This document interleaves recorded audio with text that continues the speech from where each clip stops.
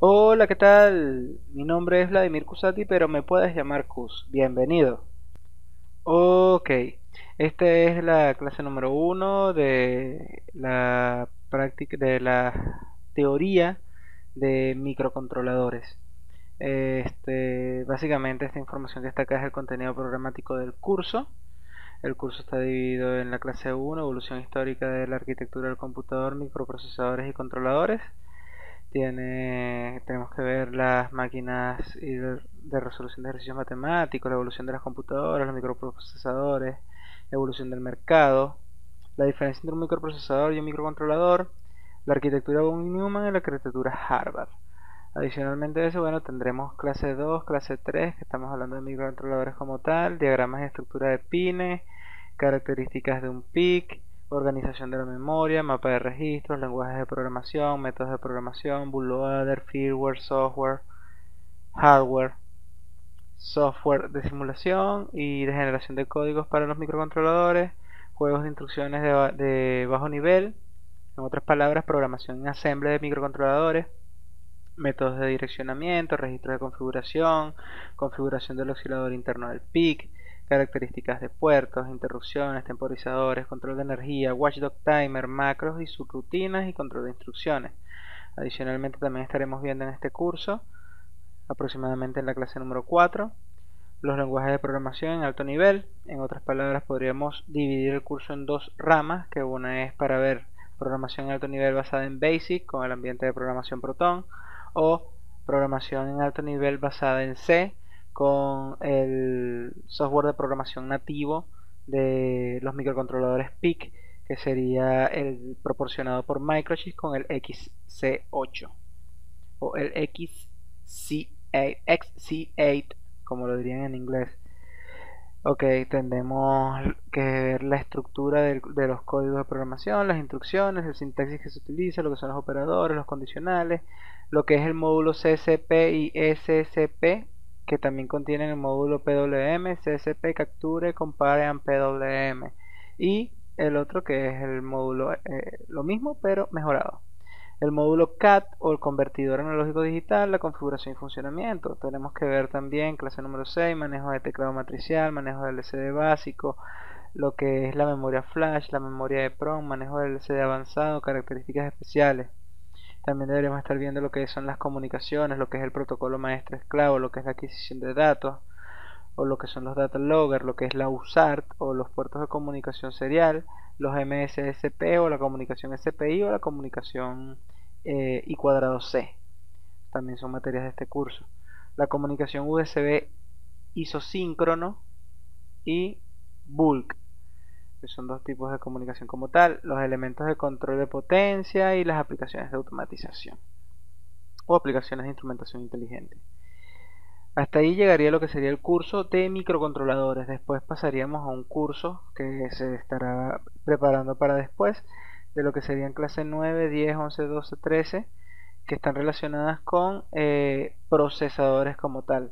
Organización de un procesador, registros internos, modos de direccionamiento, elementos auxiliares, la memoria caché, interrupciones, acceso a la memoria, puertos, temporizadores, organización base subrutina, técnicas de invocación de subrutinas, accesos condicionales, manejo de tablas, sistema básico de entradas, sistema de entradas y salidas como el BIOS, organización y uso de funciones y procedimientos de invocación, parámetros de entrada, parámetros de salida, instrucciones de ejecución, rutinas de aplicación del BIOS, puertos de entrada y salida paralelos y series, temporizadores, impresión, ratón, entre otros.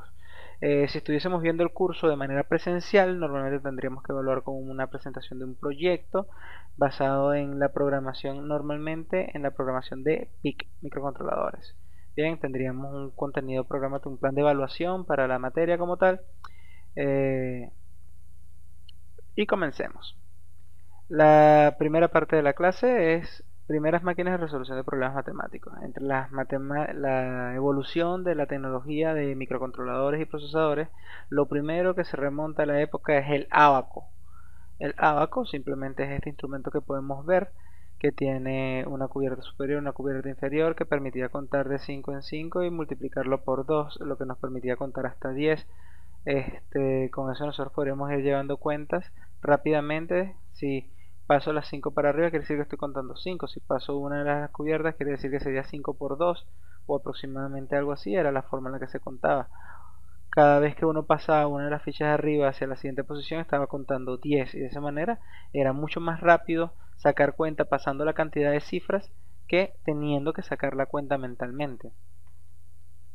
Se piensa que fue originado entre 600 y 500 a.C. en China o Egipto. Después de eso tenemos lo que son las tablas de multiplicación, inventadas por John Napier en 1550 y 1617, matemático escocés. La tabla de multiplicación fue algo que ayudó mucho, ya que permitía de manera memotécnica sacar cuentas rápidamente. Nos encontramos con la máquina calculadora, en este caso creada por Gottfried Leibniz en 1973. Es una máquina que aparece así como está acá. Era básicamente una especie de máquina de escribir en la cual uno iba anotando cuentas, y ella iba saltando dientes en función de las cuentas que uno anotaba. Y cuando llegaba al final, o sea, llegaba hasta un tope de cuenta, uno le daba una palanca que aparece acá y la reiniciaba como tal cual una especie de máquina de escribir. La máquina analítica creada por Charles Babbage, visionario inglés.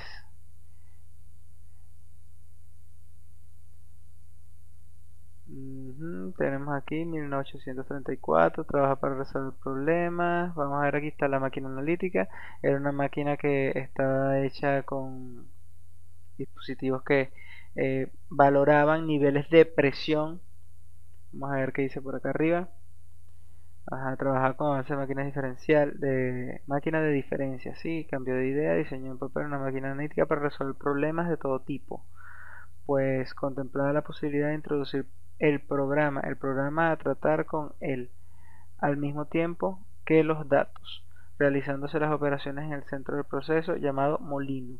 En esencia era una computadora de propósitos generales conforme con su diseño. La máquina analítica de Van Dage podía sumar, restar, multiplicar, dividir en secuencia automática a una velocidad de 60 sumas por minuto.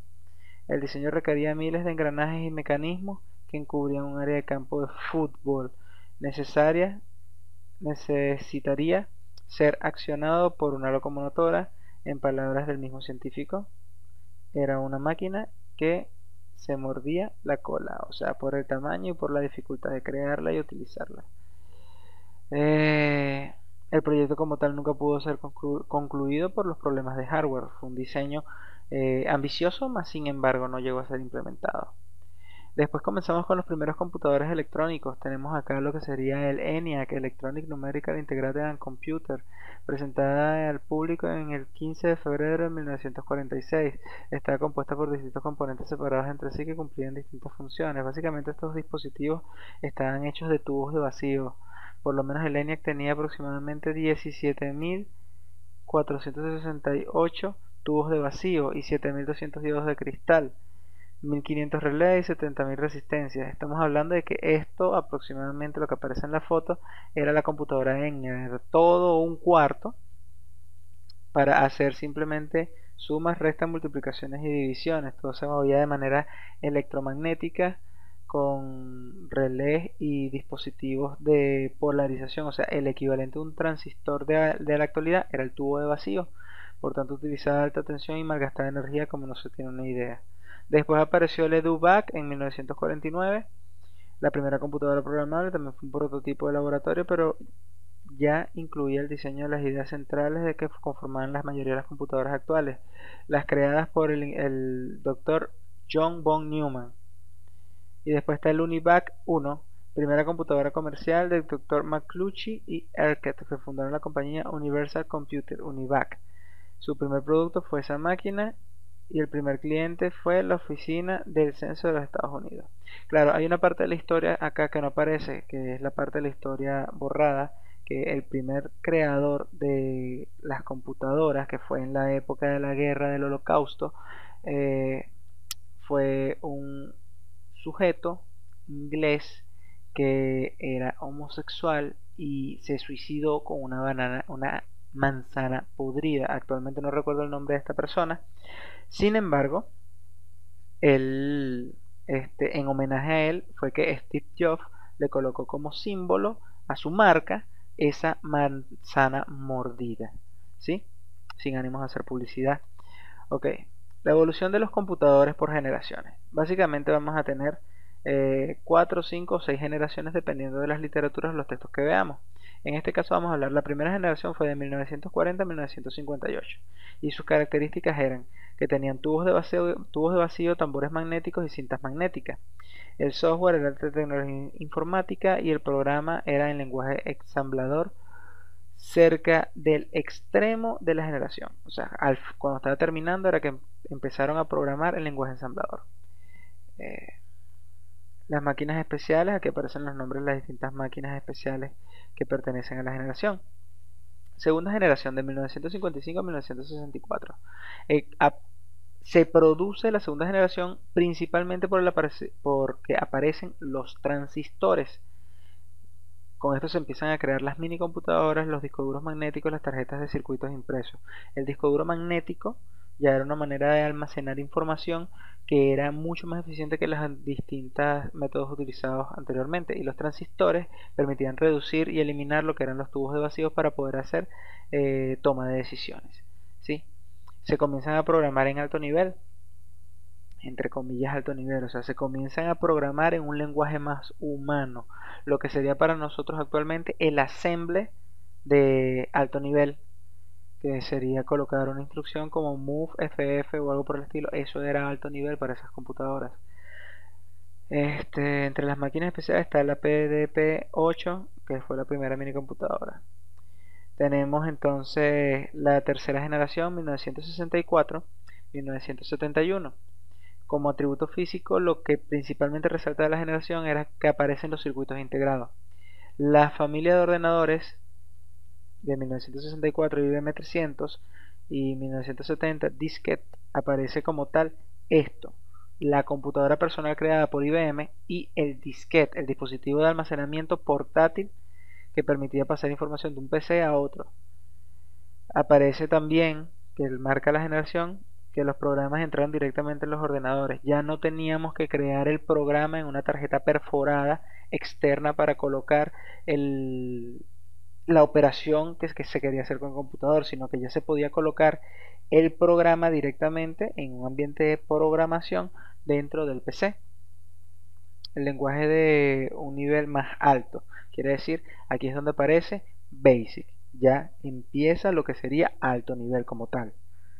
Después también tenemos que los sistemas operativos de time sharing, tiempo compartido, permitía que se tomaran los tiempos de proceso de manera compartida con el procesador. Todavía no estamos hablando del multitasking, pero es muy parecido. Seguía siendo una sola línea de trabajos, con la única diferencia de que se les destinaba tiempo a las distintas actividades que fueran necesarias. En la serie, bueno, como ya dijimos, el IBM 300 y bueno, la cuarta generación, que también se puede representar una quinta y una sexta generación dependiendo de cómo lo veamos, pero la cuarta generación hasta el presente se habla de que los atributos físicos que determinan esta generación son que aparece el microprocesador introducido por Intel en los Estados Unidos. Aparece los microordenadores, ordenadores personales, la integración de la escala se comienza a hacer una integración de mayor escala. También se hace la integración de la escala aún más grande, quiere decir que la cantidad de transistores por pulgada cuadrada comienza a aumentar, lo grande se comienza a hacer más pequeño, los componentes electrónicos comienzan a ser también más pequeños, lo que permite miniaturizar muchos equipos de la época que poco a poco nos hemos dado cuenta que comienzan a ser más delgados. Por dar un ejemplo, un teléfono en la actualidad tiene al menos unas 10 veces o 100 veces más transistores que una computadora en su procesador, quiero decir. Tiene al menos 100 veces más transistores que una computadora de los años 75 o algo por el estilo. Continuamos acá, entonces tenemos que los software de lógica de programación empieza a aparecer lo que es la programación estructurada, con características de software, con ordenamiento, con métodos para que la programación sea primero más eficiente y segundo más fácil de leer. Aparecen los sistemas de WindowWinds, lo que son las interfaces gráficas tipo Windows o tipo Apple que permiten tipo iOS que permiten observar visualmente una especie de ventana donde se encuentran los programas como tal. Después de eso aparece también Linux y el software libre como tal, tomando parte del mercado y haciendo la oposición a lo que serían los sistemas operativos pagos como Windows o iOS. ¿Sí? Ok, tendríamos acá que entre las cosas importantes manzana quiere decir Apple, y el Altair como primera computadora 8800. También tenemos la PC de IBM que fue básicamente el proyecto de IBM que casi lleva a IBM a la quiebra debido a que ellos liberan a la computadora, dan los manuales y de eso muchas empresas se adueñan de la posibilidad de hacer computadores personales que sean lo que llama uno clon y no computadores que vengan completamente de marca. Eso niveló el mercado, o sea, a nivel de competencia permitió que el mercado se estabilizara tal, pero a IBM le costó muy caro y estuvo a punto de irse a la quiebra como tal. Una quinta generación o las tendencias actuales son simplemente tener lo que sería mayor velocidad de procesamiento, mayor miniaturización en los elementos, aumentar la capacidad de almacenamiento, empezar a utilizar lo que es el proceso en paralelo o el multiproceso con procesadores interconectados haciendo procesamiento en paralelo, aumentar el tamaño de las palabras de procesamiento para poder tener mayor número de instrucciones directas dentro del procesador, disminución del consumo de energía, disminución de los niveles de ruido por parte del hardware, integración de partes de las instrucciones de video en las instrucciones del procesador. En otras palabras, integración del GPU y el CPU. Eh, Máquinas activadas por voz que pueden responder con palabras habladas en diversas lenguas y dialectos. Características de procesamiento similares a las secuencias de procesamiento humano. Quiere decir que poco a poco estamos comenzando a crear lo que sería la inteligencia artificial. Sin embargo, para el momento en que se esté viendo este video, a lo mejor ya hayan avances actualizados sobre el tema. Diferencia entre un microprocesador y un microcontrolador. Según Wikipedia, el microprocesador es un circuito integrado, el circuito integrado central, más complejo del sistema informático.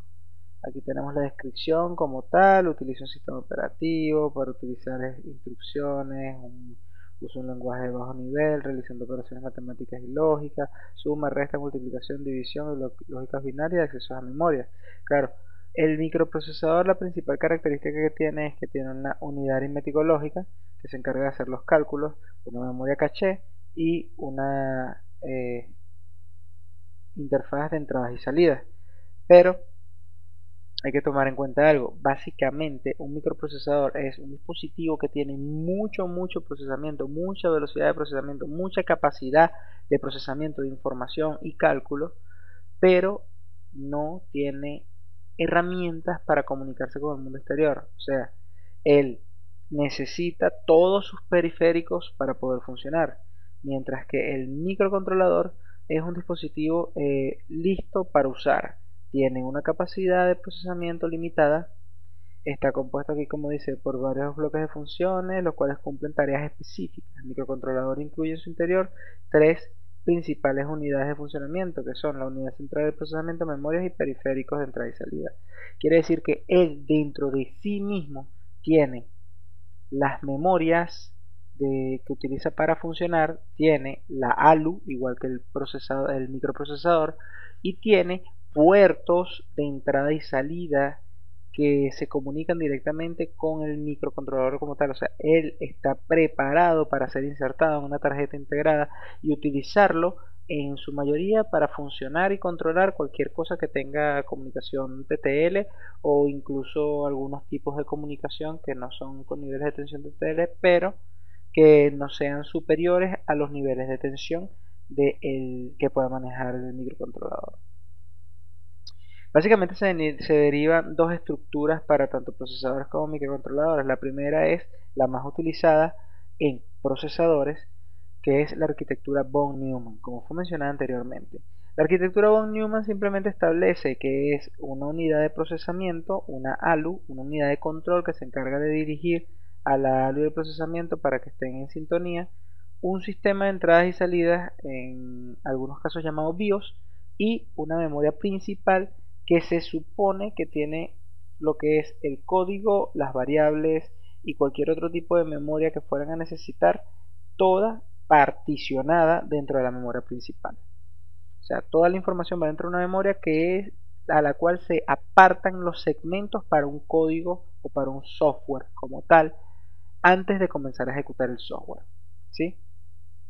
Por otro lado, la arquitectura Harvard es comúnmente utilizada en microcontroladores. Dispone de dos memorias independientes, una que contiene las instrucciones de funcionamiento y otra que contiene los datos. Ambas disponen de un respectivo sistema de buses de acceso y es posible realizar operaciones de acceso, lectura o escritura, simultáneamente en ambas memorias. Eso es relativo, pero sí, es posible. Ok, la unidad de control se encarga de pasar la información a cualquiera de los dispositivos, ya sea entrada y salida, ¿sí? Ya sea a la memoria de datos o a la memoria de instrucciones o a la unidad aritmético-lógica o ALU o UAL, dependiendo si lo leemos en español o en inglés. Ventaja como tal de la arquitectura Harvard, que podemos manipular más tranquilamente las memorias. En otras palabras, como el microcontrolador viene preparado para realizar una labor en específico, su memoria es limitada. Por tanto, podemos utilizar toda la memoria de datos o todas las memorias auxiliares como se nos dé a placer, porque no tenemos ninguna tarea funcionando en paralelo, a diferencia de un microprocesador que está más destinado al multitasking por la velocidad que tiene para el procesamiento. Ok, hablemos entonces de lo que sería la arquitectura Harvard, pero viéndola desde el punto de vista de un PIC. Aquí tenemos la arquitectura del PIC 18F 2455, 2455 o 2555, ¿sí? Básicamente tenemos una, una tabla apuntadora de instrucciones. Esto es lo que sería la unidad de control, lo que va indicando qué es lo que se va a hacer. Y tenemos una memoria de programa. La memoria de programa no es más que simplemente donde se almacenan todas las instrucciones que tiene que hacer el microcontrolador, si pasar una información a un lado, pasarla a otra, hacer una operación matemática, mandar la información hacia un puerto o algo por el estilo. Bien, adicionalmente a eso podemos observar por acá que tenemos otra memoria que es la memoria de datos. Acá es donde se almacenan todo lo que son las variables y otras informaciones que utiliza el microcontrolador para funcionar. Sin embargo, un microcontrolador no solamente tiene esos tipos de memoria, también tiene lo que sería la pila, que es donde se van guardando información en el stack que queramos recuperar, de manera de que el primero en entrar es el último en salir, ¿sí? Por eso se llama pila. Primero first in, last out, o así. Bueno, la pila como tal, se van apilando la información. Ok, nos dice que tenemos distintos puertos, puerto A, puerto B, puerto C, cada uno con pines o 8 pines en la mayoría, pero por lo menos aquí podemos ver que el puerto A tiene desde A0 hasta A5 y un posible A6, quiere decir que no tiene 8 pines, sino que puede tener 7 o 6 pines. El puerto B sí está completo, 8 pines. El puerto C también está completo, 8 pines. Sin embargo, el puerto B tiene normalmente una función en específico y el puerto C se utiliza más que todo para labores de comunicación. Un puerto E que se puede utilizar como un pin adicional. Y bueno, el microcontrolador también tiene un decodificador de instrucciones y un conjunto de módulos internos que sirven como herramientas. La unidad aritmético lógica que sirve para hacer las operaciones, entre otras cosas. Y distintos módulos externos que son como una memoria EEPROM, que sería una pequeña memoria externa del microcontrolador. Otras memorias, otros dispositivos como el EUSART, que es un módulo de comunicación serial, módulos de comunicación USB, módulos de comparación, módulos de control de nivel de tensión, módulos de comparación, de captura o de PWM, timers o contadores, entre otras características. Es lo que puede tener el microcontrolador, ¿sí? Entonces, diferencia entre un PIC y una PC. Primero, un PIC, normalmente lo llamamos con término masculino, y una CPU, disculpe por haber dicho PC, una CPU, que es una unidad central de procesamiento, y un PIC es un periférico integrado de control, ¿sí? Tenemos acá características. Bueno, el PIC, un PIC de gama media y un CPU de gama alta, las diferencias, lo primero que se nota es la diferencia de velocidad de procesamiento. Un PIC normalmente llega a su máxima velocidad, que sería la velocidad del USB, que estamos hablando de 48 MHz o 92 MHz, ¿sí? Mientras que un CPU normalmente funciona cerca de los gigahertz, o sea, 4000 MHz. Estamos hablando de casi 1000 veces o por lo menos unas 100 veces más rápido que un PIC. Por otro lado, el tipo de empaquetado también es algo que llama la atención. Mientras que el PIC suele tener 44 pines, quizás 50 pines, hasta 60 pines en un PIC de gama media, el procesador de gama alta, ya estamos hablando que tiene alrededor de 1360 pines para hacer la conexión a la tarjeta madre. Eh, Tenemos acá el tamaño de la palabra instrucción: 16 bits, 8 bits, 32 bits, 64 bits. O sea, básicamente el microprocesador está preparado o está sobredimensionado comparado con un PIC. Un procesador tiene unas capacidades completamente mayores y superiores. Sin embargo, véase acá, el consumo de potencia de un PIC está alrededor de 1 vatio, mientras que el de un procesador puede llegar a ser de 125 vatios. Quiere decir que en esto sí es una gran ventaja para el PIC. El consumo de energía es muy poco, sirve para periféricos y dispositivos de aplicaciones específicas. Utiliza un cristal oxidador que es relativo, es opcional, y utiliza un condensador y una alimentación de 5 voltios para hacerlo funcionar, mientras que el procesador necesita primero la placa base para poder conectarlo, y la placa base tiene que tener un puente norte, un puente sur o un puente de comunicaciones integrado que permita traducir la información que procesa el microprocesador, y colocarla en los niveles de tensión que entiendan los periféricos. Además de eso, necesita una memoria externa donde se van a guardar los códigos, donde se van a guardar las variables, porque la memoria caché solamente es para realizar búsquedas y guardar información temporal. Además de eso, necesita un disipador de calor, necesita ventilador, necesita un oscilador y una alimentación. Los periféricos integrados dentro del PIC son el convertidor analógico digital, PWM, el dispositivo serial, USB, incluso timer, mientras que el procesador solamente tendría una memoria caché y en algunos casos instrucciones de GPU. Por tanto, el procesador puede hacer a nivel gráfico y a nivel de programas cosas espectaculares siempre y cuando esté acompañado de todo su hardware de apoyo, mientras que el PIC a nivel puntual, dispositivos de bajo consumo, es la mejor herramienta. El mercado actual. En el mercado actual tenemos procesadores que son la principal competencia es Intel Corporation y lo que sería el Intel Corporation. En la actualidad, para la fecha, tenemos el Intel i7 3960X, ya probablemente va a haber salido algún otro, que tiene 6 núcleos, tiene 3.3 GHz, además de eso una memoria caché de 15 megabits, un DMI, ahorita no recuerdo qué significa la palabra, de 5GT, y una memoria máxima soportada de memoria RAM de 64 GB, tipo DDR3. Y estamos hablando de que en la actualidad existen DDR5 para las tarjetas de memoria y tiene un costo alrededor de $900, mientras que Su principal competencia es Advanced Micro Device, INC o AMD. Es una compañía de semiconductores que se encuentra en Hudson Valley, California. Y su principal competidor de Intel es el AMD FX 8150 Black Edition, que tiene 8 núcleos, tiene una velocidad de procesamiento de 3.6 GHz hasta 4.2 en algunos casos con enfriamiento especial, una memoria caché de 8 MB y tiene Hypertransport, que es una tecnología de alto procesamiento de velocidad. Bien. Mientras tanto, los microcontroladores en el mercado es un poquito más discutido, aunque también tiene sus principales exponentes. Entre los microcontroladores tenemos lo que es Atmel, que le pertenece a la división de Intel. Tenemos lo que es Freescale, que antes era Motorola, después de la compra de Google, de Motorola, de sacar lo que Google necesitaba y vender lo que quedó, lo que no quería de Motorola, aparece Freescale, ¿sí?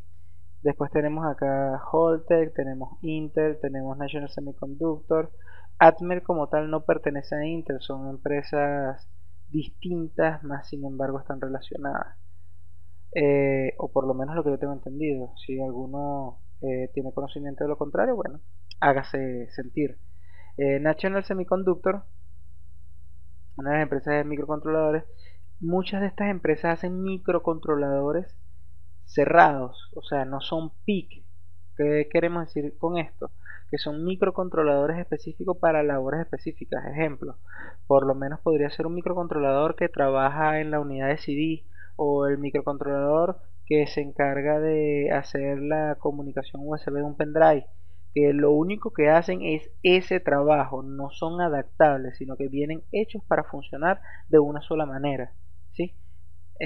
Tenemos el principal titán de los microcontroladores, que es Microchip, aunque él tiene sus principales competidores en Atmel y en Freescale, serían los principales competidores.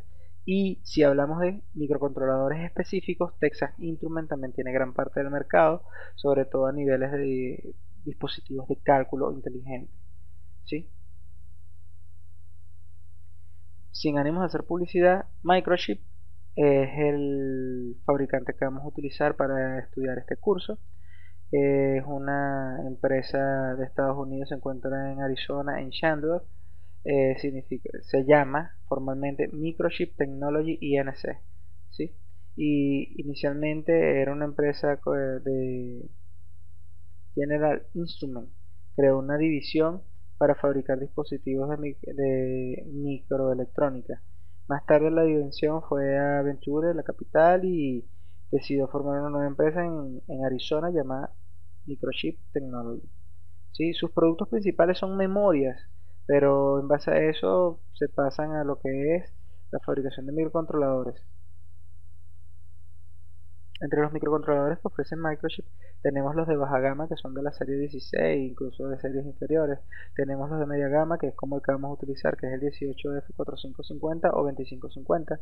Y microcontroladores de alta gama, que son de la serie 24, la serie 30, la serie 33, que son microcontroladores de alta velocidad, alto rendimiento y altas características, que no tienen en teoría nada que envidiarle a un procesador, aunque sin embargo la diferencia sigue siendo abismal entre uno y el otro.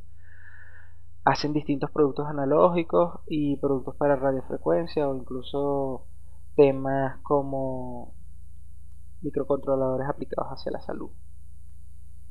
Bien, entre otras características para efectos del curso se puede decir que estaremos utilizando el microcontrolador PIC 18F4550 o 2550 a través de distintos software de programación y software de simulación. Espero les haya gustado la clase. Deja tus preguntas. Ok, bueno, revisa la descripción del video para que encuentres mayor información y herramientas. Suscríbete al canal o visítalo para que veas las listas de reproducción que se encuentran en el mismo. ¿Sí? Puedes ver acá los distintos cursos que estoy promocionando en YouTube para el aprendizaje, son gratis. Puedes obtener mayor información dentro de lo que vas a encontrar enlaces como para descargar software, enlaces para descargar los esquemas, los circuitos, enlaces para descargar códigos o incluso las clases teóricas. Vas a encontrar información de cómo contactarme en mis redes sociales, Twitter, Instagram o Blogger como @Cusatic. Cusatic lleva doble T y C al final. Comenta tus dudas, propon temas para futuros proyectos o futuros videos. Dime qué te pareció este video. Haz tus críticas constructivas, tus críticas destructivas si así lo quieres. Contáctame si tienes algún proyecto, necesitas alguna asesoría, para eso estamos disponibles. Haz clic en me gusta, sabemos que te gusta. ¿Sí? Aquí, darle me gusta a este video y así tranquilamente vas a poder demostrar y apoyar una buena causa. Así que dale clic en me gusta, vamos, sabemos que te gusta. Gracias por ver el video y espero que hayas encontrado y aprendido lo que buscabas. Compártelo ya que esto es para todos. Chao.